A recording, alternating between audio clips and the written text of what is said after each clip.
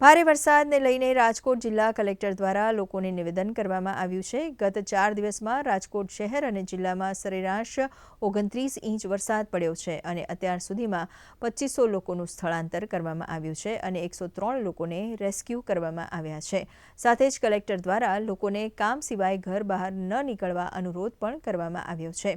રાજકોટમાં હાલ આર્મીની 1, SDRFની 1, SRPની 1 ટીમ અને અલગ-અલગ નગરપાલિકાઓની ટીમ તૈનાત કરવામાં આવી છે।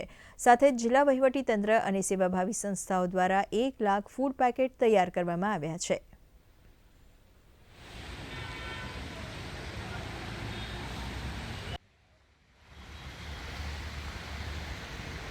છેલ્લા 4 દિવસમાં 29 ઇંચ વરસાદ સરેરાશ રાજકોટ જિલ્લામાં નોંધાયો છે, જેના પગલે 2500થી વધુ લોકોને સલામત સ્થળે સ્થળાંતરિત કરવામાં આવ્યું હતું। 103થી વધુ લોકોને આપણે રેસ્ક્યુ કર્યું છે। અત્યારે જે પરિસ્થિતિ છે એ જોતા આગામી 2 દિવસો સુધી પણ ભારે વરસાદની હવામાન ખાતાએ ચેતવણી આપી છે। એટલે હું ફરીવાર આપણે વિનંતી કરું છું કે બિનજરૂરી આપણે ઘરેથી બહાર ના નીકળીએ। ખાસ કરીને કોઈ કોઝવે ઉપરથી પાણી નીકળતું હોય તો એને પસાર કરવાની ચેષ્ટા ન કરીએ।